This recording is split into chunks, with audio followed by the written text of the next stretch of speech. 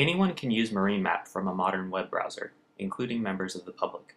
Using a simple interface, users can access over 60 data layers. These layers are available from a list of categories such as base layers, habitat layers, human uses, and management layers. Users can interact with these layers directly via a simple point-and-click interface.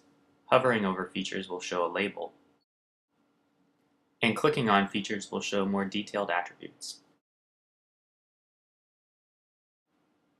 The Tools menu allows users to fly to a specified location,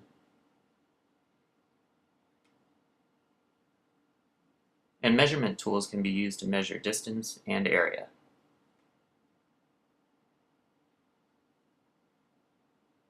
Users also have the ability to toggle various features of Google Earth to aid in their navigation. Visitors to MarineMap have access to all the MPA proposals that have been made available for public comment. They can view the boundaries of those proposals and look at attributes and reports for specific MPAs. Once logged into MarineMap, users have access to the design tools. MPA and array designs are divided into two tabs, those created by the signed-in user and those that have been shared with them through their user groups. Users can access the MPA design tool via the My Shapes tab. Creating an MPA shape is as simple as clicking on the map. Once a user has completed their shape, it will be automatically clipped to the study region. If a user needs to modify their design, they can edit the unclipped shape rather than dealing with hundreds of vertices. Once the shape has been digitized, attributes can be entered. These include the regulatory designation of the MPA, uses that are allowed within it,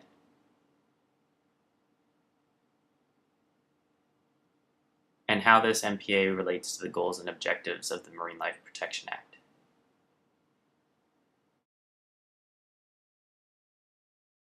After this design has been saved, these attributes can be accessed along with reports.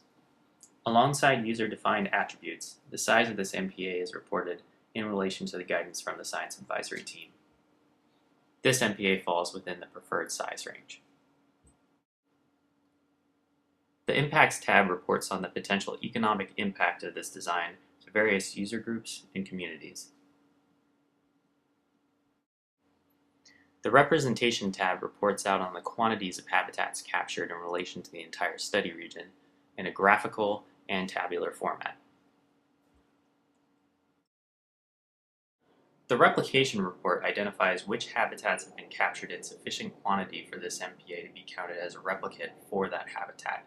If replication requirements have not been met, the additional quantity needed is reported. Together, these reports give users the real-time feedback needed to make this MPA a robust component of a larger MPA network. To create that network, users just need to provide a name, description, and optionally some support files. Once that array has been created, MPAs can be dragged and dropped into it. To help enable collaboration between stakeholders, MarineMap enables them to share these designs with user groups. Within the Share menu, they can see which users are members of the groups they are sharing with. Once shared, this design will be made available to other users within the Shared with Me tab. For a complete example of array-level reports, let's copy one of the shared public proposals into this account.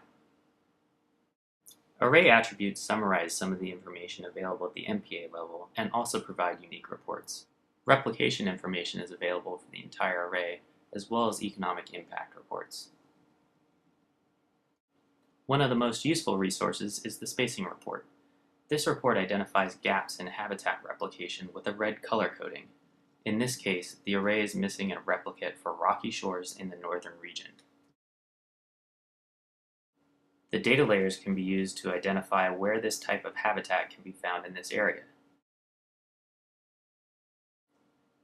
A marine protected area can then be quickly drafted to help fill this gap.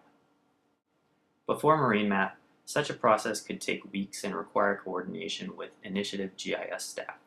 Today it can be done on a user's personal computer in a matter of minutes.